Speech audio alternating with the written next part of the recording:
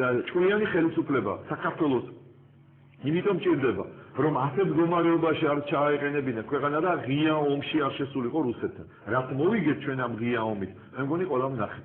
ამიტომ დღეს საზრუნავი და საფიქრალი არის ის, რომ სააკაშვილი როგორც ესეთი მთავარი საფრთხე, მთავარი მტერი ამ ქვეყნისა მოცილებული იქნას რაც შეიძლება უმკივნეულოდ, იმიტომ რომ ის დამცველია იმაზე, რომ როგორც აღნიშნე ხელისუფლების დაკარგვის შემთხვევაში საერთოდ ქართული სახელმწიფო დაინგრევს და დაიშალოს. დაიწყოს ან სამოქალაქო ომის შიგნით, ან დაიწყოს გარკვეული ორგანიზაციის პროცესი და პარტიზანული ბრძოლებით მუდმივ აი ამ რაღაცა უბედურებაში გადაიყვანოს ქვეყანა და ჩვენ ნახეთ ჩეჩნეთში როგორც განვითარდა მოვლენები 300,000 ჩეჩენი ამოწყდა აი ასეთ ბრძოლაში. მე არ მინდა ჩემი ქვეყანა, მე არ მემეტება ჩემი საქართველო და ქართველი ხალხი აი ასეთი პერსპექტივისთვის, რომ ჩვენ მრავალწლიან პარტიზანულ, თან სრულიად უპერსპექტივო პარტიზანულ ომში გადაიჭეროს. შეიძლება სადღაც ქვეყნის გარეთ მის ამ გეგმებს თანამოაზრეებიც იყავდეს. მე ვიცი, არის ამერიკაში გარკვეული წრეები, მე არ ვამბობ ადმინისტრაციაზე, მე ვამბობ გარკვეულ წრეებს. შეიძლება ევროპაშიც მოიძებნოს ასეთი, რომელიც მას ააკეთებს და ეტყვის, რომ კარგია. იმიტომ რომ ვაპატიეთ, იცით, აი ამ ჩვენი უაზრო პოლიტიკის დღეს ბევრი ქვეყანა ხეირობს. მე ნამდვილად თეთრი შურის შურს ის, რომ ბალტიისპირელები დღეს უკვე იმყარებენ თავის პოზიციებს იმით, რომ ნატო ჯარები იქ განსავსდებიან და საბოლოოდ, ასე ვთქვათ, გარანტიებს მიიღებენ. მე თეთრი შურის შურს ის, რომ გამოჩნდა პერსპექტივები ყარაბაღის პრობლემის მოგვარებისა და სომხეთის და აზერბაიჯანის პრეზიდენტებმა მოახერხეს დასხდნენ ერთად, იმიტომ რომ დღეს ჩვენ ჯინაზე იმის დასამტკიცებლად, რომ ეს საქართველოს ბრალი იყო, იგივე რუსეთის ხელისუფლებამ მზად არის, რომ კომპრომისებზე წაიყვანოს ორივე მხარე, ელაპარაკოს დასავლეთს, გააქტიურა, ასე ვთქვათ, ის მინსკის ფორმატი და შეიძლება ძალიან მალე ჩვენ სერიოზული შედეგები ვნახოთ ამ თვალსაზრისით. ამიტომ მე ვფიქრობ, რომ კარგია, როდესაც რაღაც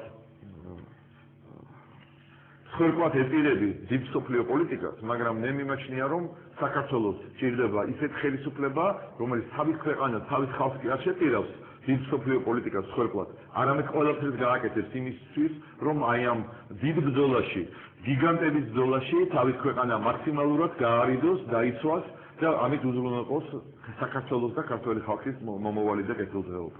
აი ამ განწყობით უნდა წავიდეთ ჩვენ ხვალ, რომ აი ეს საფრთხეები არსებობს რუსეთის საფრთხე და არსებობს კიდევ უფრო დიდი დღესდღეობით, მე ვაცხადებ ამას სრული პასუხისმგებლობით, კიდევ უფრო დიდი საფრთხე სააკაშვილისა, რომელიც დღეს უკვე კონტროლიდან არის სულად გამოსული, ამერიკის კონტროლიდან გამოსულია, ევროპის კონტროლიდან გამოსულია, მე მგონი საკუთარი თავის კონტროლიდანაც გამოსულია და არავინ არ იცის მას თავში რა მოუვა. ხვალ მან შეიძლება უცებ გადაწყვიტოს, რომ რაღაცა სადამსჯელო ბრიგადები გამოაგზავნოს იქ გადაცმული სამოქალაქო ტანსაცმელში ვინმე პატრიოტებად ასე ვთქვათ შემოსილი ადამიანები და იქ რაღაცის პროვოცირება მოინდომონ, ვინმეზე თავდასხმა მოინდომონ და იმერე შემდეგ თქვან, რომ აი ოპოზიცია, რომელიც პროვოცირებას ახდენს აქ ესეთი სიტუაციების, ეს არის რუსეთის კისრზე აფხაზეთს და ასე შემდეგ. მე ვაფშილებ სააკაშვილს და მის ასე ვთქვათ მთავარ მინისტრს დავალებების შემსრულებელ ვანო მერაბიშვილს. თავიდან ანებო, ყველაფერი გააკეთონ, რომ ესეთი პროვოკაციები არ იყოს, იმიტომ რომ არავინ არცეთი ოპოზიციონერი, არცეთი ლიდერი და მით უმეტეს საზოგადოება არ გეგმავს ხვალ არანაირ ძალადობას, არანაირ პროვოკაციას, ეს იქნება თავიდან ბოლომდე ძალიან მკაფიოდ მშვიდობიანი საპროტესტო აქცია, ეს არის ჩვენი უფლება და ჩვენ ამდენჯერაც ჩავთვლით საჭიროდ, იმდენჯერ შევიკრიბებით ქუჩაში, დარბაზში, სხვადასხვა აუდიტორიაში თუ სხვადასხვა ქალაქში და ჩვენ პროტესტს გამოვთქვამთ მშვიდობიანი კანონიერი ფორმით. და ხელი არ წაუწდეს მართლა სააკაშვილის, ბოკერიას და მერაბიშვილს. მართლა მეცი არ გაუწევთ, იმიტომ რომ შემდგომ მოვლენებზე პასუხისმგებლობის აღება ძალიან გაჭირდება და შეიძლება მართლაც უზარმაზარმა ტალღამ პირდაპირ ჩარეცხოს ეს ხელისუფლება, რომელიც ნამდვილად არ არის ჩემი სურვილი, რომ ასეთი განვითარება გქონდეს მოვლენებს საქართველოში. ბოლოს რაციონალურობით იგამოჩევიან ეს ადამიანები, ხვალ თუ რამე სისულელე გააკეთეს, ეს მაგაცის იქნება დამღუპველი. არა მგონია, რომ რაიმე პროვოკაცია და რაღაც საფანგები დამონ. ნებისმიერი ინციდენტი ყველა მსოფლიოს არხების ნომერ პირველი თემა იქნება და დამთავრდება ყველა ეს რეჟიმი. არ მგონია რომ ასწავლდეს. და რაიმე ინფორმაცია დაგაჩნია, მე დღეს სხვების კარგის მოვიცინო, ყველა რატომაც ამ პროვოკაციებზე სწავლობს. ეს ისა რეგის თვითმკვლელობას მოაწერეს ყოველწლი რაიმე პროვოკაცია. თვითმკვლელობაზე სააგაშვილმა 7 აგვისტოს მოაწერა ხელი და უბრალოდ სიკვდილის პოლიტიკურ სიკვდილს გულისხმობ, ბატონ დავით, მე არ დამაბრალოს ვინმე რამე. ეს პოლიტიკური სიკვდილის პროცესი არის რამოდენიმე თვეზე გაწელილი და სწორედ შეიძლება აი ასეთი პროვოკაციებით იგივე თქვათ პარტიზანული ომი იქნება თუ აქ სამოქალაქო ომის პროვოცირება, აქ სამოქალაქო დაპირისპირების პროვოცირება, ის ფიქრობს რომ სწორედ საზოგადოების პროტესტი, აგრესია გადაიყვანოს ყურადღება გადაიტანოს სხვა რამეზე, გადაიტანოს ან გარემტერზე, ან შინაურ წერზე, ალებში შეიობითად და ამით გაიხანგრძლივოს თავის სიცოცხლე. ეს ადამიანი არის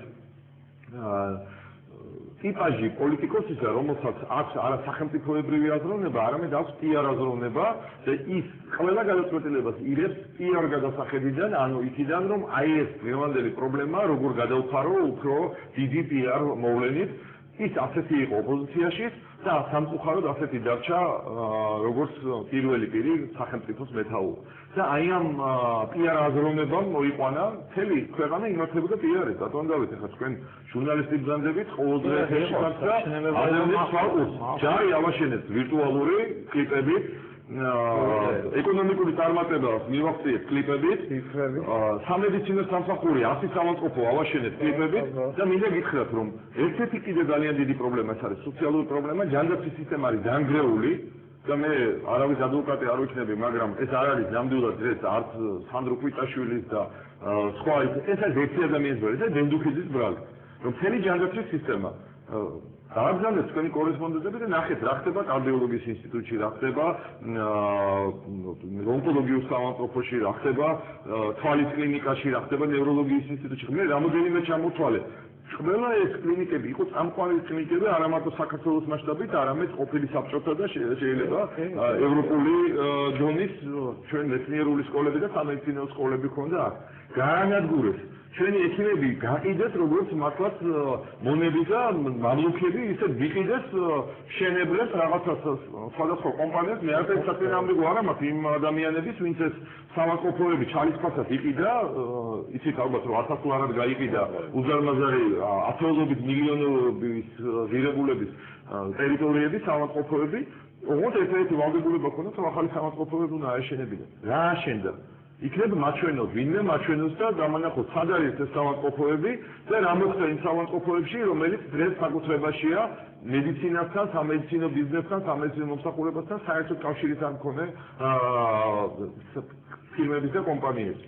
დღეს ასეთი ექსპერიმენტის იდეა შეიძლება თავისთავად საინტერესო იყოს, მაგრამ ეს უნდა დაწყებულიყო რაღაც ისე პილოტური პროექტი, შეიძლება ერთი საავადმყოფო ჯერ აშენებულიყო ახალი და სანაცვლოდ გადაცემულიყო ეს და ნელ-ნელა თანმიმდევრულად, მაგრამ ბატონი ბენდუქიძე ხო ექსპერიმენტებს ატარებს ამ ქვეყანაზე. ქართულ ხალხზე ატარებს პირდაპირ მნიშვნელობით ექსპერიმენტებს. როდესაც ამ ადამიანმა გააუქმა, ასე ვთქვათ, სანიტარული ჰიგიენური კონტროლი სალონებზე, ეგრეთ წოდებულ საპარიკმახეროებზე და ასე შემდეგ, მან და საავადმყოფოებზე და ყველაზე მან პრაქტიკულად გაწირა ადამიანები იმისთვის რომ იქ იცით თქვენ რომ ძალიან სახიფათოა ჰეპატიტის, შიცის და